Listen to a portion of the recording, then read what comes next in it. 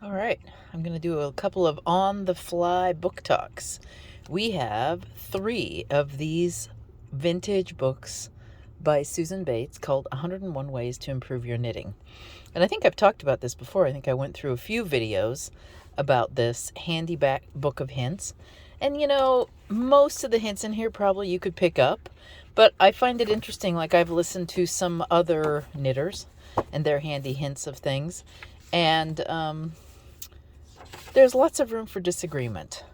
So this book, first published in 1949 with many reprints, this one happens to be 1962, takes you through all kinds of hints. Forward, equipment, hints on equipment, yarns, hints on yarns, abbreviations, standard sizes, how to take measurements, how to determine your gauge, casting on, working of the knitted piece, decreasing, increasing. Sorry, there you go. There is your contents. And then more. Markers, slip stitches, joining yarn, how to measure work. Simplest stitches in general use, binding off, neckline division, picking up stitches, neckline shaping, assembling, grafting, finishing, blocking, tailored finish and blocking, washing and blocking, errors, so how to fix problems, special touches, how to follow instructions, making life happier for your instructor. I'll have to read that one. I haven't read that one yet. Knitting with ribbon, plain socks, argyle socks, chart for argyle diamond socks, chart for flat argyle diamond socks, and reader's notes.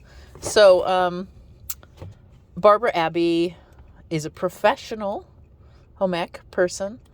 This takes you through all kinds of things, and there's nothing in here that I would say is obsolete. It's very text heavy, but with some really nice drawings. And sometimes I find drawings are better than looking at videos and or looking at photos of fit garments, because you can't really see individual stitches. Whereas, see, like this buttonhole, you can absolutely see the formation of the stitch and everything.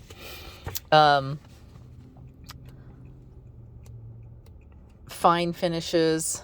If I remember correctly, there isn't an emphasis on top down, and that would be one thing that's more popular today than in the past.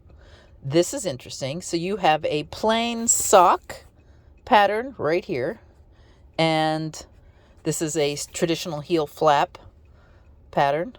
You have an argyle sock pattern included in this book, and a pattern for flat socks with a seam up the back. And look at all this. So sizing, it tells you how to change your stitches as your sizing changes. I highly recommend this book. I got this book in because I thought it was so cool when I got my hands on it. I believe this book is $6 in at the website, and we've got 3 of them. So when they're gone, they're gone. These ones cannot be replaced.